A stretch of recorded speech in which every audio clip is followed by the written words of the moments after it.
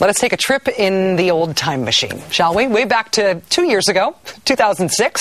It's pretty clear by now that mission was not accomplished in Iraq. Gas prices were in the middle of a meteoric rise.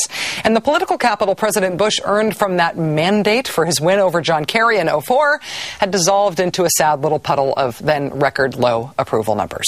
To make matters worse, Mr. Bush had been doing battle for months with pesky legal scholars, privacy advocates, members of Congress, and regular carping Americans who have a thing about the Constitution. Those of us who think the warrantless spying program he started at the National Security Agency might not be legal. I authorized the National Security Agency to intercept the international communications of people with known links to al-Qaeda and related terrorist organizations. Okay, sounds reasonable. But what about the average Americans who have no links to al-Qaeda, who could also be caught up in this surveillance program? The privacy of ordinary Americans is fiercely protected in all our activities. We're not mining or trolling through the personal lives of millions of innocent Americans. Our efforts are focused on links to al-Qaeda and their known affiliates. Fast forward to this week. 2 intercept operators, the people charged with listening to overseas phone calls, spoke out about what exactly they were intercepting. Type of conversation like personal, private things with Americans who are not in any way, shape, or form associated with anything to do with terrorism. I was told, hey, check this out. There's some good phone sex, or there's some pillow talk. Pull up this call. It's really funny. These 2 interceptors admit to eavesdropping on hundreds of Americans, soldiers, journalists, and aid workers, Americans who were just trying to have private conversations with their families back in the U.S. This is some told-you-so nobody ever wanted to have, right? Basically, the Bush administration has used the Fourth Amendment of the Constitution to line its proverbial kitty litter box.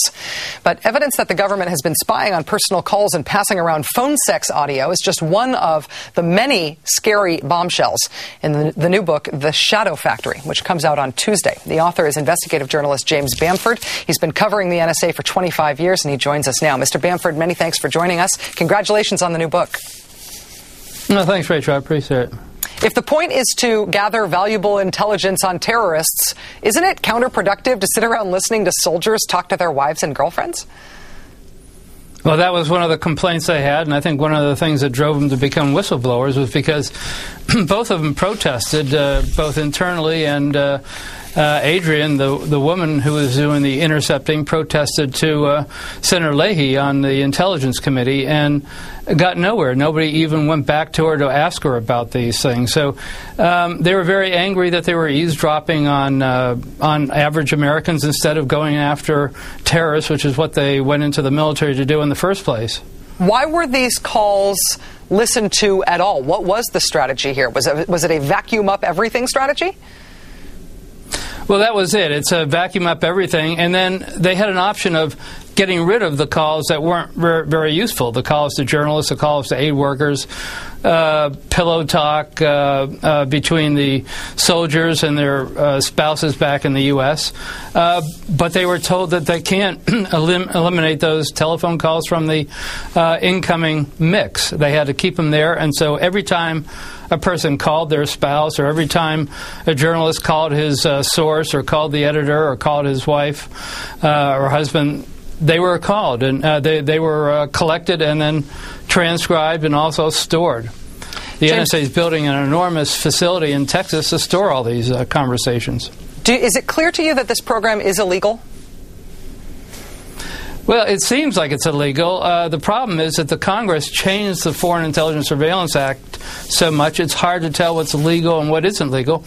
But at the very beginning stages of this, you had the Deputy Attorney General, the Attorney General, the FBI Director, and numerous other officials literally within days of quitting because they thought this program was so illegal. James Bamford, author of the new book, The Shadow Factory, thank you so much for joining us tonight. I have to tell you, I can't put the book down. Thanks, Rachel. I appreciate it.